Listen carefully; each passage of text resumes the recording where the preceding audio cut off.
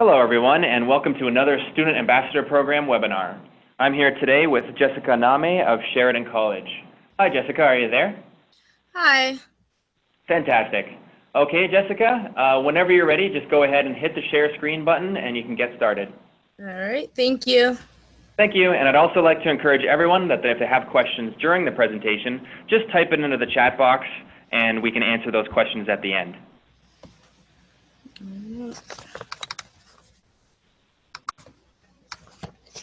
Hi, everyone. Welcome to the Baxter Student Ambassador webinar. The topic I've chosen today is the colorful island of Curacao. My name is Jessica Nehme, and I'm a student at Sheridan College.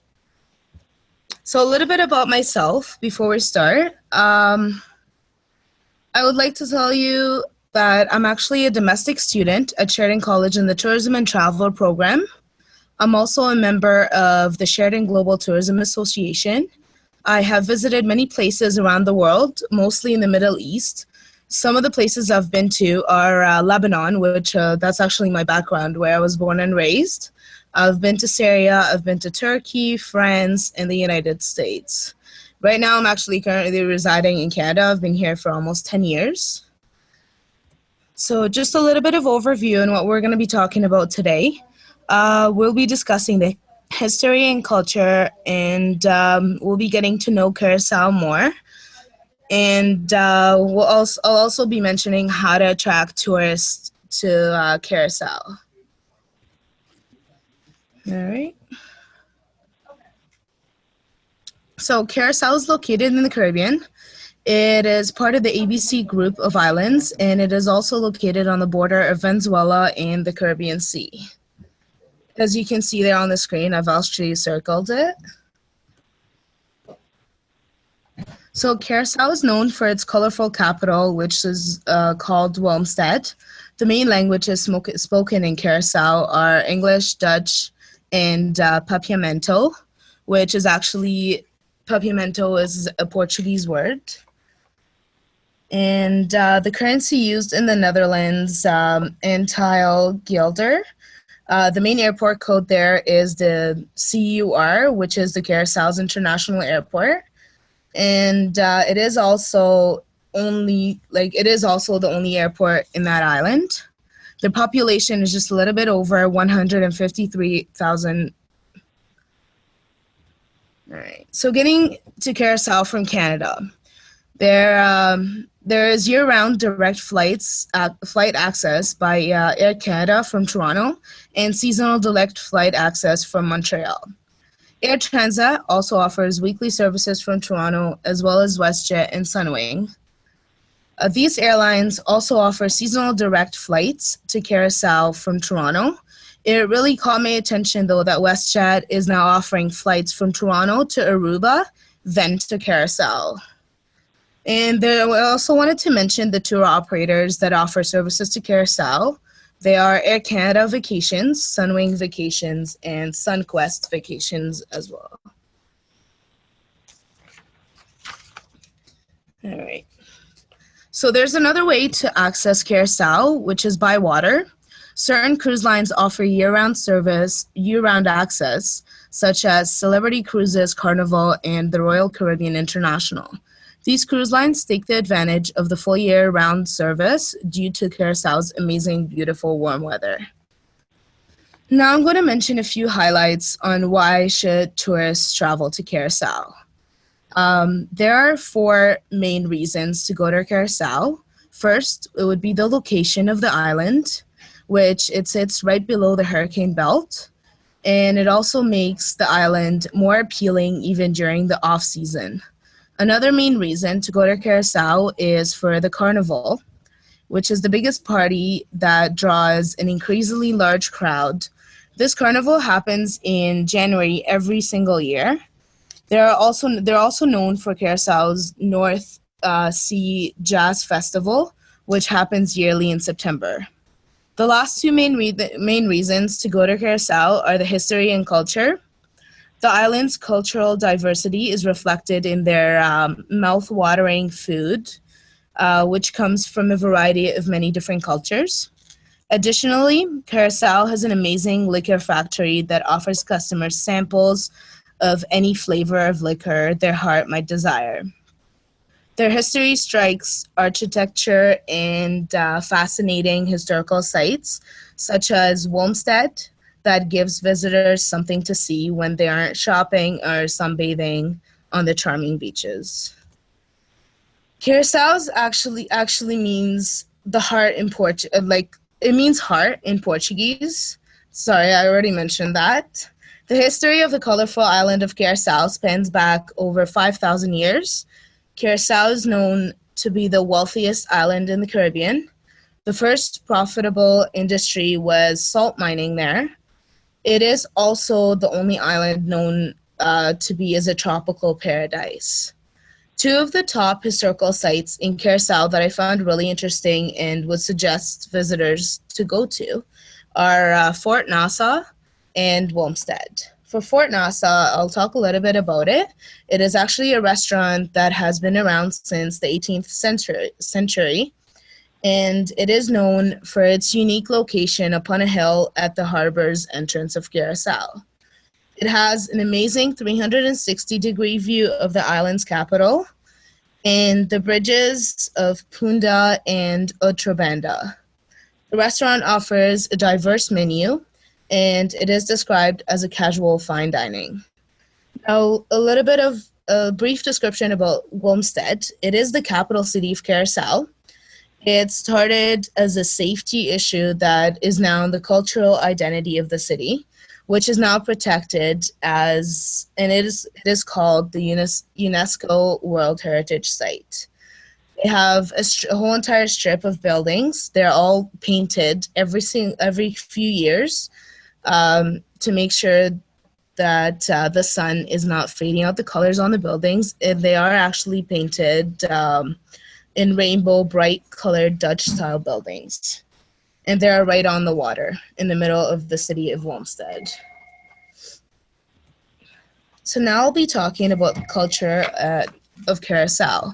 The island of Curacao is more African, cosmopolitan, and Caribbean in its culture than many other islands. Their society has strong ties to the African memories through language, dance, and music. The tambo is an ancient form of music and dance that slaves carried over as an African tradition that was passed along from generation through generation. Drumming is the foundation of tambo, used by slaves in Curacao were farm implements. A form of dancing called baila ban, which means dancing to the beat of the drum. Partners never touch each other while moving their hips and bodies to the rhythm and having their feet in the same place on the floor. These are two of the main different cultural traditions that were carried down through generations. There's also the annual festival of Tambo. They gather a bunch of musicians from around the island where they each perform a song, and through this festival, they choose the winners to perform at their annual carnival that happens yearly in January. So now there are many different places for tourists and locals to go shopping in Curacao. Some of the main shopping locations are, there's the Renans Mall in Ref Fort. They have upscale shopping, dining, and entertainment centers. There's the Promenade Winkle Centrum. They have a diverse collection of quality merchandise, mostly from Europe. There's the Zwicker Twin Mall, which they have brand name stores, restaurants, fresh market, and Italian galleria. There's also the Winkle Centrum Bloom Pot. They have its shopping center, it's a place to stroll for fun. It's mostly family oriented with a unique style. There's the Curacao Beach Boulevard, which offers great shops, local and international brands, and rare types of fashion. So the main shopping areas are likely to be crowded with tourists and cruise ship passengers at all times of the day. The road is partially blocked off for pedestrians traffic. The shopping is not duty free, but it is duty relaxed, meaning the shoppers pay low sales tax, which gives them an opportunity to get great deals, especially in clothing. So located in the tropics, Curacao is 12 degrees north of Ecuador and outside the hurricane belt. Then in Curacao, there's actually a really hot, warm weather. It's a sunny climate year round. The average temperature there is about 27 degrees Celsius. It has trade winds that blow constantly from the east. And the rainy season there is from October to February. It is marked by short occasional showers, usually at night, and continued sunny weather by day. And the total amount of rainfalls they average yearly is about 22 inches. So accommodations, Curacao has a wide option of accommodations to offer, from hotels, resorts, condos, and villas, and also all-inclusive accommodations. But they also have a unique accommodation option that is the camping and ecotourism. It is more for guests that are looking to get closer to nature. Their food and beverages. For food, their cuisine of Curacao is a flavorful blend of Dutch and Indonesian. It has hints of, it's pretty much mixed in from Dutch, Indonesian, and international different blends of food. They have the ayaka, which is a meat tamales wrapped in banana leaves, the cabrito, which is stewed goat, and the salt, which is pickled pig ears and feet. Curaçao's most popular beverage is, they are really known for alcoholic beverage.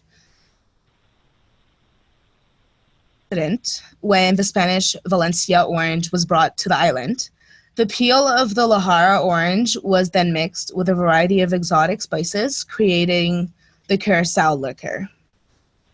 Curaçao's restaurants run the range from elegant dining to roadside kiosks, with just about everything between. The hotels and several one-side restaurants for fine dining, and countryside, which they serve great seafood and barbecue spots. The nature and wildlife. Curacao has a perfect climate for the unique nature and wildlife, and this has been introduced as the flora and fauna. Flora, which is the island hosts hundreds of species, and its most prevalent plant is the cactus. There are so many different kinds of cactus on the island of Curacao. It is also the home for the most famous tree of the ABC Islands, which is the DVDV tree. Fauna, the islands also makes a perfect home for many different bird and reptiles. There are several inlets, that have become the home of breeding sea turtles. These turtles, they're one of the most famous creatures on Curacao. And Curacao is also known for birds. They have dozens of different species of birds, such as banana quits, there's hummingbirds, and the famous flamingos. The birds make their homes near ponds or coastal areas.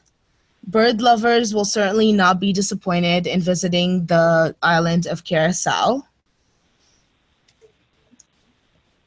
And now I'll be speaking a little bit about a few certain sites that actually caught my eye while doing my research. There's the Cristobal National Park. It is at the west end of the island. It is also an impressive looking park. and it's been around since 1978. The park is about a 40-minute drive from Olmsted. It is the home of the Mount Christoffel, the island's highest point, as well as dozens of species in trees and plants, including an orchid forest, birds, lizards, and sea life, including nesting sea turtles. There's also the Curacao Plantation and Factory. They offer tours at the at plantation through the factory that will allow tourists and visitors to hear about healing plants, the plantation and production process. If you happen to visit the plantation during harvest and production, you will also get a unique opportunity to see it all pretty much up close and how they make it. The Curacao Sea Aquarium. It is the most popular tourist attraction. It is a place where you can immerse yourself in the vast underwater world for the better part of the day. It's located on the south coast, just east of Olmsted. The aquarium area comprises a marina. It has also a large beach, a hotel, and the aquarium. The Hato Caves. It is a place to get away and find some quiet. You'll find it easy to find sites of Curacao as well. There's plenty to see and do in the countryside, which is just north of the town. It's also near the Hato International Airport. The caves are grouped out of limestone cliffs ages ago, as the island emerged from the sea and is still forming slowly by one drop at a time. The beaches. With more than 35 named beaches, Curacao offers a variety of choices for sun, sand, and surfing. Some are intimate beaches surrounding by massive cliffs, while others are expanding stretches of sand and by nature or bustling with activities. You can swim, snorkel, and dive, plunge off sea cliffs, build castles, and enjoy a fresh catch, lunch, or a romantic sunset dinner. Entry requirements to Curacao. You need a passport. You do need your Canadian passport to enter. And you also need to show them proof of an outward ticket. And you also need to have sufficient funds to be able to afford your hotel or any accommodation that you book, and to be able to afford your food while staying there. There are actually necessary documents that to the country that you need to show that you will be going back to your country of origin. There are only certain nationalities will require a visa to enter Curacao, but for Canadians, we don't need a visa to enter there as long as we have a passport and you can show proof of your ticket. How to sell Curacao. It is a family-fun destination that offers many activities for visitors. The island is influenced by more than 50 different cultures. It offers many different historical sites to visit. The island of Curacao is well known for its amazing warm climate. There are beautiful white sand beaches and crystal clear water. They also have 65 different diving locations available on the island for divers to enjoy. There are many different cultural options of food available.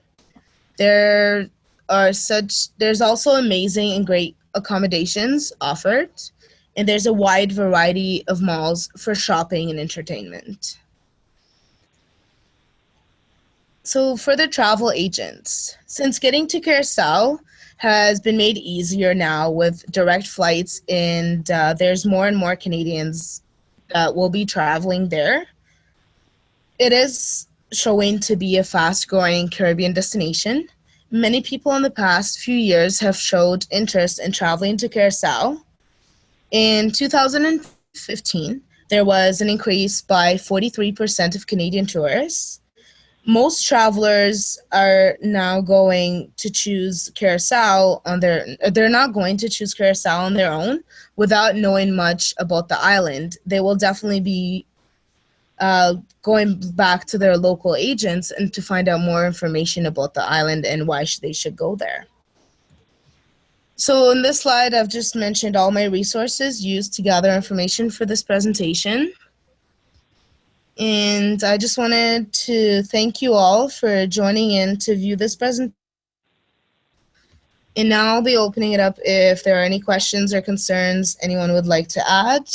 I would be more than happy to answer them for you. Thanks very much, Jessica. So we'll just allow a minute now for people to type questions into the chat box, basically as they occur to them. Oh, and also I'll see if any of our editors here have any questions. All right. Yeah, here's a question from one of our editors, Anne. Hi, Jessica. I'm just wondering if the Zika virus is a concern in the area or not. Not according to my research. I didn't see anything about it. Okay, thank you. And nothing's coming up in the chat box yet, but we'll give it another 30 seconds. All right.